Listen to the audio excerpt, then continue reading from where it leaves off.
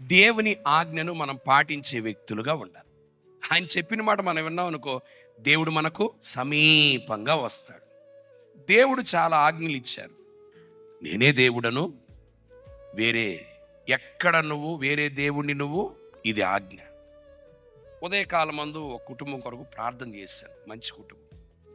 ఆ బిడ్డకు జ్వరంగా ఉందని, కొద్దిగా ఇబ్బందిగా ఉందని నేను ప్రార్థన చేద్దామని చెప్పి చేయబెట్టే లోపు దేవుడు నాకు మెడను చూడు అంటున్నాడు.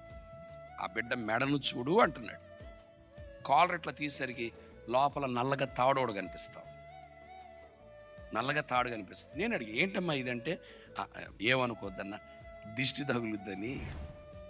దిష్టి ఆడ తగులుద్దమ్మా, ఈడు తిరగరాని వాడు తిప్పేసరికి బొక్క మీద నల్లని మచ్చం. ఎక్కడ పెట్టే, అరికాల్లో పెట్టే, ఎక్కడ పెడతా, ఎక్కడంటే ఓరి నాయన. ఇప్పుడు చాలామందికి యాజ్ అ క్రిస్టియన్స్ కూడా ఇది కొద్ది బలంగా నాటుకుపోయింది. ఏంటో తెలుసా? నరదిష్టి. ఏ దిష్టి? నరదిష్టి. మనిషి కన్నులు మంచిది కాదు, మనిషి చూస్తే విషపు చూపు, చెడ్డ చూపు, అదో రకమైన చూపు.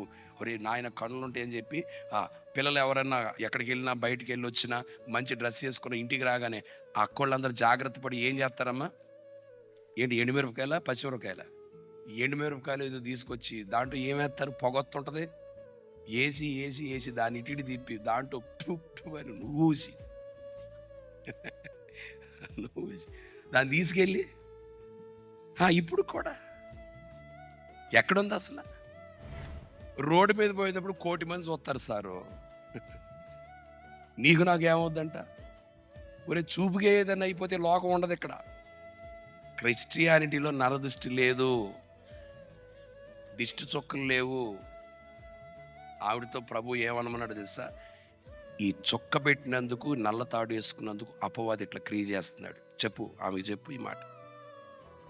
ఆమెకు చెప్పు, సేవకుడా, లేనిపోనిది చేసి అపవాదికి చోటు ఇయ్యొద్దు. ప్రభువులోకి వచ్చిన తర్వాత, ఆయన రక్తాన్ని ఆశ్రయించిన తర్వాత, ఈ సృష్టిలో ఉన్నటువంటి శక్తి కానీ, దెయ్యం కానీ, భూతం కానీ, చూపు కానీ, దిష్టి కానీ ఏది తగలదో, ఉండదు.